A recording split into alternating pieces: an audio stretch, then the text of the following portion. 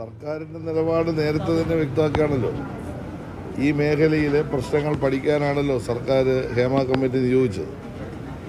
ആ റിപ്പോർട്ട് നമ്മുടെ മുമ്പിൽ കിട്ടിയപ്പോൾ ആ റിപ്പോർട്ട് അതിൻ്റെ നിഗമനങ്ങളും നിർദ്ദേശങ്ങളും സർക്കാർ പരിശോധിച്ചിട്ടുണ്ട്. ആ നിർദ്ദേശങ്ങളും നിഗമനങ്ങളും കൂടുതൽ ചർച്ചയ്ക്ക് വിഷയവൽക്കരിക്കേണ്ട കാര്യമാണെന്നുള്ള കാര്യം തർക്കമില്ല. അതിനുവേണ്ടിയാണ് 2 മാസത്തിനുള്ളിൽ സിനിമാ കോൺക്ലേവ് നടത്താൻ വേണ്ടി നമ്മൾ ഉദ്ദേശിക്കുന്നത്.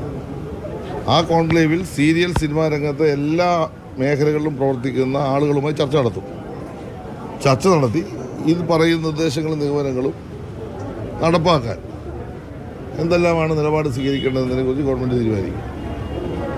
ആ ഒരു നിലപാടാണ് ഗവൺമെൻറ്റിനുള്ളത്. അത് ആദ്യം മുതൽ തന്നെ ഗവൺമെൻറ് വ്യക്തമാക്കി പറഞ്ഞിട്ടുണ്ട്. പിന്നെ എന്തുകൊണ്ടാണ് നിങ്ങൾ ഇതുവരെ പ്രസിദ്ധീകരിക്കാതെന്ന ചോദ്യമൊക്കെ നിങ്ങൾ ചോദിച്ചല്ലോ. ഞാനൊന്നും അന്നേരം മറുപടി പറഞ്ഞിട്ടുള്ളൂ.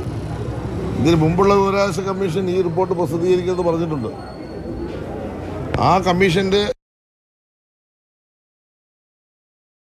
ഇടപെടലായിട്ടുണ്ട്. ആ ഇടപെടലിന് ആവശ്യമായ ഒരു മാർഗരേഖയാണ് ഈ കമ്മീഷൻ റിപ്പോർട്ട്. ആ റിപ്പോർട്ട് വിശദമായി തന്നെ നിഗമനങ്ങളും നിർദ്ദേശങ്ങളും പരിശോധിച്ച് തുടർ നടപടികൾ സ്വീകരിക്കും. ഇതാണ് ഗവൺമെന്റ് നിലപാട്.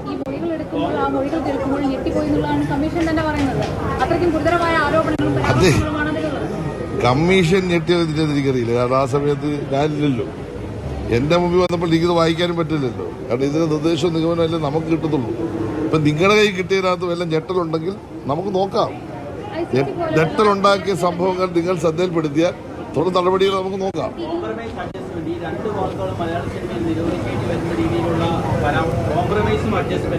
എല്ലാവരോടും കോംപ്രമൈസ് ചെയ്യണം, അഡ്ജസ്റ്റ് ചെയ്യണം. അതിന്റെ അർത്ഥം വേറെയാണെന്ന് ഹേമ കമ്മിറ്റി റിപ്പോർട്ട് തന്നെ പറയുന്നത്. അത്തരത്തിൽ അത്ര ഭീകരമായൊരു പല രീതിയിലുള്ള ചൂഷണം സിനിമാ മേഖലയിൽ സ്ത്രീകൾ നേരിടുന്നതായിട്ട് ആ വകുപ്പിന്റെ മന്ത്രി എന്നുള്ളതിന് താങ്കൾക്ക് തോന്നിയിട്ടുണ്ട്? ഞാൻ മന്ത്രിയായി ഇപ്പോൾ 3.5 വർഷമാണ്.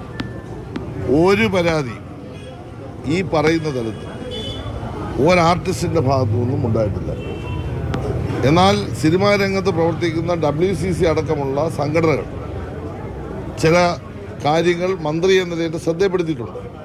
ശ്രദ്ധിക്കേണ്ട കാര്യം, വ്യക്തിപരമായ ആരുടെയും പരാതി കിട്ടിയില്ലെങ്കിലും സംഘടനകൾ നൽകിയ പരാതികൾ സംബന്ധിച്ച് ഞങ്ങൾ പരിശോധിക്കുമ്പോഴാണ് ഈ കാര്യങ്ങൾ ബന്ധപ്പെട്ട എല്ലാ മേഖലയിലുള്ളവരുമായി ചർച്ച നടത്താൻ തീരുമാനത്തിലേക്ക് എത്തുന്നത്. ആ തീരുമാനത്തിന്റെ അടിസ്ഥാനത്തിലാണ് സിനിമാ കോൺക്ലേവ് വേണം, ബഹുമാനപ്പെട്ട മുഖ്യമന്ത്രിയുമായിട്ട് കൂടി ആശയവിനിമയം നടത്തി അങ്ങനെ ഒരു സിനിമാ കോൺക്ലേവിലേക്ക് പോകണം തീരുമാനിച്ചത്.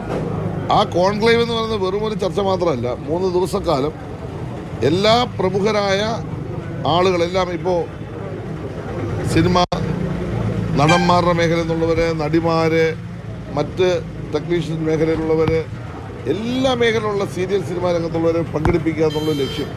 കാരണം കേരളത്തിലെ സിനിമ ഇൻഡസ്ട്രി ഇപ്പോൾ വലിയ തരത്തിൽ മുന്നേറുകയാണ്. ഈ കഴിഞ്ഞ വർഷം ഏറ്റവും കൂടുതൽ, ഈ കാലത്ത് ഏറ്റവും കൂടുതൽ പണം റിലീസ് ചെയ്ത വർഷമാണ്, ഏറ്റവും കൂടുതൽ കളക്ഷൻ ഉണ്ടായ വർഷമാണ്. ഇപ്പോൾ സിനിമാ രംഗത്ത് വലിയ ഇടപെടലാണ് ഗവൺമെൻറ് നടത്തുന്നത്. 150 കോടിയാണ് ചിത്രാഞ്ജലിയുടെ സ്റ്റുഡിയോയ്ക്ക് വേണ്ടി മാത്രം ഇപ്പോൾ കൂടെ നിർമ്മാണം നടത്തി വരുന്നത്. 150 കോടി. കൊച്ചിയിലിപ്പോൾ വലിയൊരു പ്രോജക്റ്റ് ഞങ്ങൾ ചെയ്യുകയാണ്.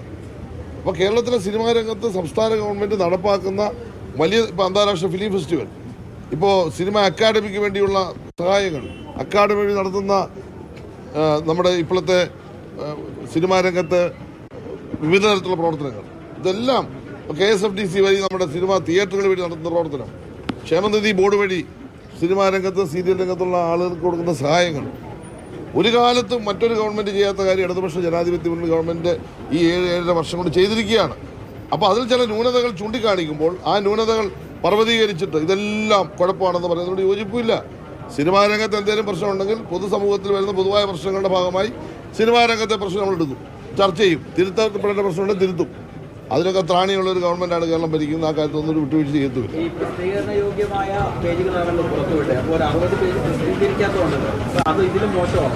അല്ല, അത് വായിച്ചത് വിവരാവകാശ കമ്മീഷനാണ്. അദ്ദേഹത്തോട് ചോദിക്കണം. അദ്ദേഹമാണ് ഇത് വായിച്ചിട്ട് പറഞ്ഞ് ഈ 60 പേജ് പ്രസിദ്ധീകരിക്കേണ്ടത്. മന്ത്രി എന്നതിനെ ഞാൻ വായിച്ചിട്ടില്ല. അപ്പോൾ വായിച്ചാണോട് ചോദിക്കുന്നതായിരിക്കും കുറച്ചുകൂടെ ഉചിതമായ കാര്യം. പുറത്തു വന്ന റിപ്പോർട്ട് കണ്ട വായിക്കാം. അത് പ്രത്യേകിച്ച് നോക്കാം, നാളെ കിട്ടുമല്ലോ. സ്ത്രീ സുരക്ഷയ്ക്ക് പ്രാധാന്യം നൽകുന്ന ഒരു സർക്കാരാണ് നിയമം. ഒരു സ്ത്രീയുടെ പരാതിയും ആക്ഷേപിക്കപ്പെട്ടു പീഡിപ്പിക്കപ്പെടുന്നുള്ള ഒരു പരാതി കിട്ടിയാൽ നിയമ നടപടി സ്വീകരിക്കുന്ന ഒരു സർക്കാരാണ്. ഇത്രയും വലിയ ഒരു ഇടപെടൽ നടന്നു അല്ലെങ്കിൽ അധിക്ഷേപം നടന്നു പീഡിപ്പിക്കപ്പെട്ടു എന്നുള്ള ഒരു കാര്യം പുറത്തു വരുമ്പോൾ കൃത്യമായിട്ടുള്ള നിയമ നടപടിയിലേക്ക് സർക്കാർ പോകും. അതാണ് ഞാൻ പറഞ്ഞത്. ഇത് സംബന്ധിച്ചിടത്തോളം ഈ ഗവൺമെൻറ് വന്നതിന് ശേഷം വ്യക്തിപരമായ ഒരു പരാതിയും ഏതെങ്കിലും ഒരു സ്ത്രീ മന്ത്രി എന്ന നിലയിൽ എൻ്റെ മുമ്പിൽ തന്നിട്ടില്ല. തരാത്തൊരു കാര്യത്തിൽ നിയമ നടപടി സ്വീകരിക്കാൻ പറയാൻ പറ്റുമോ? പിന്നെ ഗവൺമെൻറ് എന്തുകൊണ്ടാണ് ഒരു കമ്മിറ്റി നിയോഗിച്ചത്? ആ രംഗത്തെ പ്രശ്നങ്ങളെക്കുറിച്ച് പഠിക്കാൻ. എന്താണ് ഭാവിയിൽ ആ രംഗത്തെ പ്രശ്നങ്ങൾ പരിഹാരം കാണേണ്ടത്? ആ റിപ്പോർട്ട് വന്നപ്പോൾ ആ റിപ്പോർട്ട് പ്രസിദ്ധീകരിക്കേണ്ട എന്ന് പറഞ്ഞത് മുൻ വിവരാവകാശ കമ്മീഷനാണ്. അതിനുശേഷം അത് പ്രസിദ്ധീകരിച്ചില്ല. അപ്പോഴാണ് അതിന്മേൽ കേസിന് പോകുന്നത്. ഇപ്പോഴത്തെ വിവരാവകാശ കമ്മീഷൻ അത് പ്രസിദ്ധീകരിക്കാൻ പറഞ്ഞു. ഞങ്ങൾ പറഞ്ഞില്ല, പ്രസിദ്ധീകരിക്കട്ടെ. അപ്പോൾ ഹൈക്കോടതി പോയി. ഞങ്ങൾ വിശദാംശം പോകല്ല. കോടതി പറഞ്ഞ ദിവസം കൃത്യസമയത്ത് തന്നെ അത് പ്രസിദ്ധീകരിക്കുകയും ചെയ്തു. ഇനിയിപ്പോൾ ഉള്ള പ്രശ്നം എന്താണെന്ന് വെച്ചാൽ ഓരോ പേജിലെ ഓരോ കാര്യം വരട്ടെ. അത് വന്നു കഴിഞ്ഞതിന് ശേഷം നടപടി സ്വീകരിക്കും. ഒരു കാര്യം ഞാൻ പറയാം, കേരളത്തിലെ സ്ത്രീ സുരക്ഷയ്ക്ക് വലിയ പ്രാധാന്യമാണ് ഗവൺമെന്റ് കൊടുക്കുന്നത്, ഇനിയും കൊടുക്കും. അത്തരത്തിലുള്ള ഏതെങ്കിലും പരാതികൾ സർക്കാരിന്റെ മുമ്പ് വന്നു കഴിഞ്ഞാൽ കർശനമായ നടപടി തുടർന്നുണ്ടാവും. ഇപ്പോൾ ചില കാര്യങ്ങൾ ഞങ്ങൾ വ്യക്തത വരുത്തിയിട്ടുണ്ടല്ലോ നടപടികൾ സ്വീകരിക്കുന്ന കാര്യത്തിൽ. തുടർന്നും ആ രംഗത്ത്, സിനിമാ രംഗത്താണ് സീരിയൽ രംഗത്താണെങ്കിലും ഒരു വിട്ടുവീഴ്ചയും സ്ത്രീ സുരക്ഷയുമായി ബന്ധപ്പെട്ട് ഉണ്ടാകില്ല. കൃത്യമായ നിയമ നടപടി ആ കാര്യത്തിൽ തുടർന്നും ഞങ്ങൾ സ്വീകരിച്ചിരിക്കും. ഈ നേരത്തെ തന്നെ ഇന്റേണൽ കംപ്ലൈന്റ് അതോറിറ്റി എന്നൊരു സംവിധാനം ഉണ്ടായിരുന്നല്ലോ. പക്ഷെ അതിൽ പരാതിപ്പെടാൻ പലർക്കും പേടിയാണെന്ന് പറയുന്നു. തുടർ നടപടികൾ അവർ കൈക്കുന്നു എന്ന് പറയുന്നു. അതിന് ബദലായി അതിന് മുകളിൽ ഒരു സർക്കാർ സംവിധാനം വേണം എന്നൊരു ആവശ്യം കൂടി ഉന്നയിച്ചിട്ടുണ്ട്. അതിലേക്കൊക്കെ കടക്കും. അതിൽ കടക്കുമെന്നുള്ളതാണല്ലോ ഇപ്പോൾ വന്നിരിക്കുന്നത്. നമ്മളിപ്പോൾ ഈ കോൺക്ലേവിൽ വരുന്ന നിർദ്ദേശങ്ങളുടെ ഒരു ഘടകം അതൊക്കെ ഉണ്ട്. കാരണം അപ്പീൽ അതോറിറ്റി ആരാണ്? അല്ലെങ്കിൽ ഒരു പരാതി കൊടുത്താൽ ആ പരാതി ഭീഷണിയില്ലാതെ അവർക്ക് കൊടുക്കാൻ, അത് പുറത്തു പോകാതെ സൂക്ഷിക്കാൻ കഴിയുന്ന സംവിധാനങ്ങൾ എന്താണെന്നുള്ളതെല്ലാം ഇതിൻ്റെ ഭാഗമായിട്ട് ആലോചിക്കുന്നുണ്ട്. എൻ്റെ മൈന്യൂട്ടായിട്ടുള്ള കാര്യങ്ങൾ ഞാൻ പറയുന്നില്ലെന്നേ ഉള്ളൂ.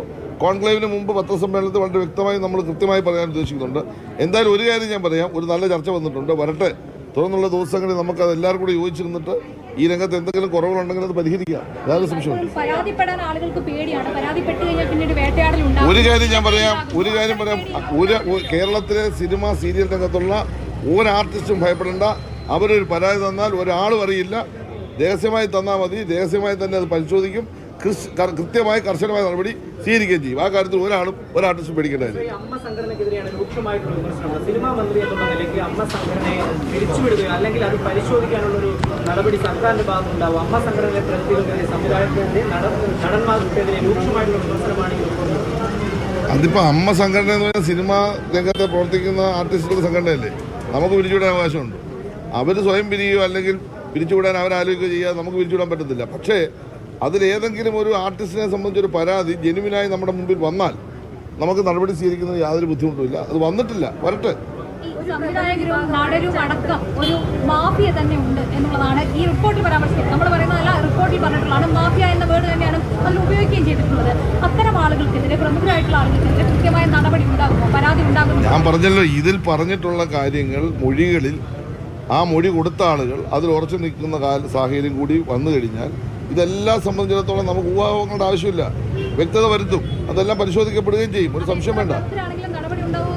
അത് ഉറപ്പല്ലേ. ഒരാളൊരു മൊഴി തന്നു കഴിഞ്ഞാൽ ആ മൊഴിക്കകത്ത് അത് ഉറച്ചു നിൽക്കുക, അതിലവർ മുന്നോട്ട് പോകാന്ന് പറഞ്ഞാൽ പിന്നെ സർക്കാരിന് നോക്കി നിൽക്കാൻ പറ്റും. അത് വരട്ടെ.